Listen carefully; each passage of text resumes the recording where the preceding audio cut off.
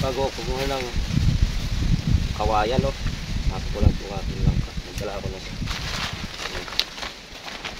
semento.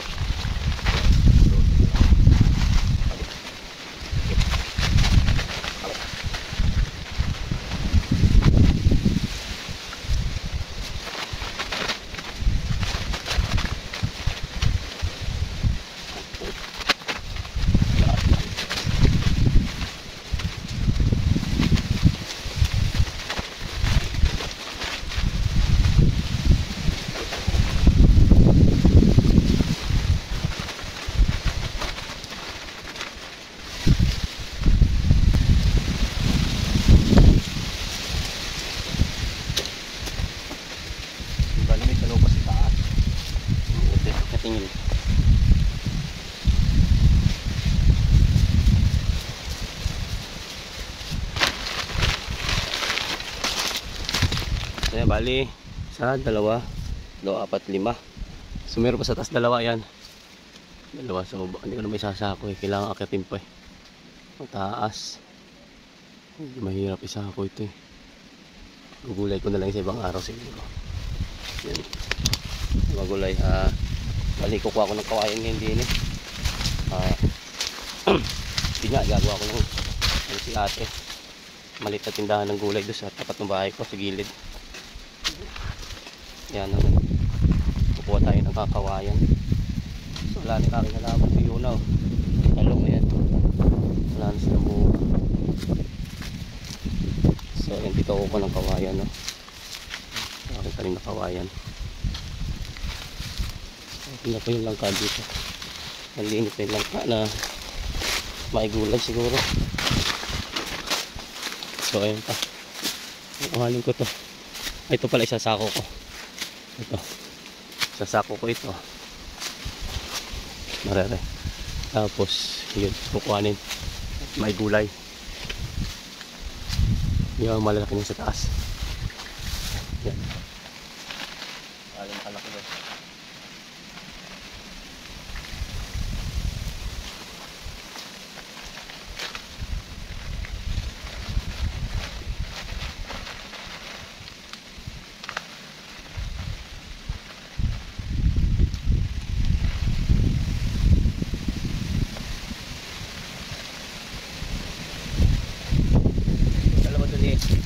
Kukuhanin na sa babaw.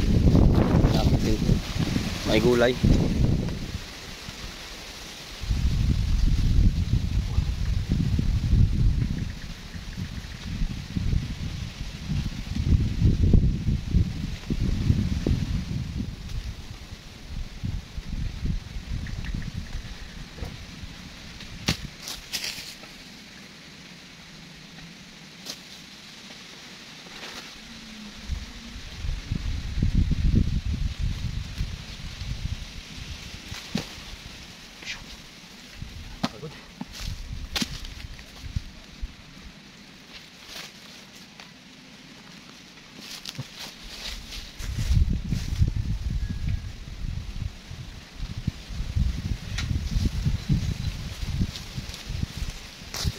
Balong piraso, no? Haba-haba. So ito, balong piraso. Mahaba, yan ay gugulay. Yan. So yan ay kukunin ko kayo magulay. Ginawa natin kawayan, no? Dami.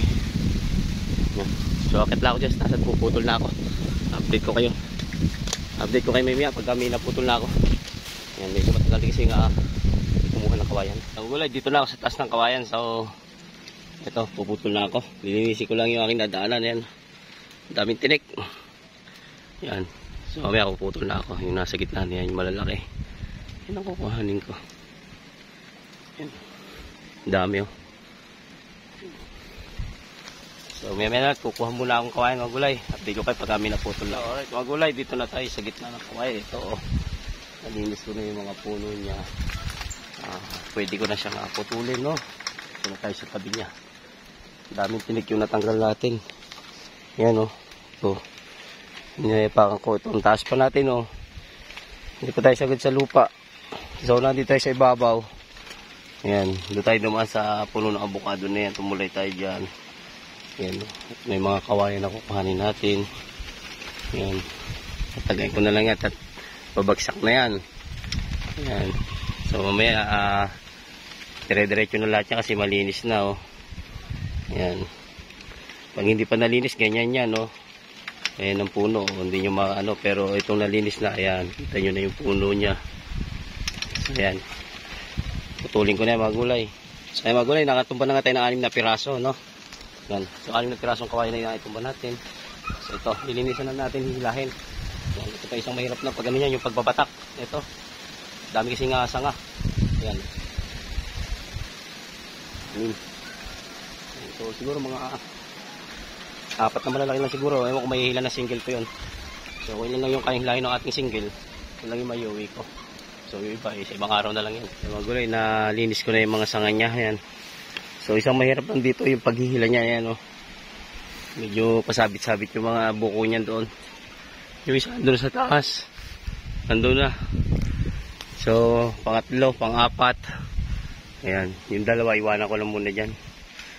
Subukan ko makuha itong 4 na piraso kung kayang batakin ng motor. Ayan. So ilabas ko lang.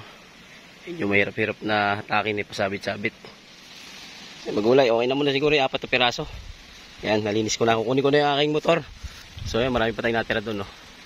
Yan, sa ibang araw ko na kukunin yung tinumba ko na 2 piraso dyan. Yan. So kunin ko lang yung motor, ipupwesto ko lang din eh. At ipapahila ko na to at ako yuwi na. Yan. Dito muna. So ito ang magulay, naikarga ko na yung kawayan, no, sa motor. Yan. Bali, papakaladkad ko lang. So, kaya naman at madulas naman yung kawayan. Lagi ko maginagawa yan. Ay, yung bigat yan, hindi man itong kabigatan. Siyempre, nakababa naman yung dulo niya sa lupa. And then, madulas naman. Mag-aangkon lang ng motor yung hilahin siya. So, doon na lang sa bahay mga gulay at pauwi na rin ako. Mga gulay, harating ko lang. Kinaya naman. Nga yung matanda eh. Oh. Nga tatabling eh, naiuwi ko. Baboy kang dalay. Yan. Ako gagawin yan dyan sa ano yan. Kuha tayo na maliit na pondahan.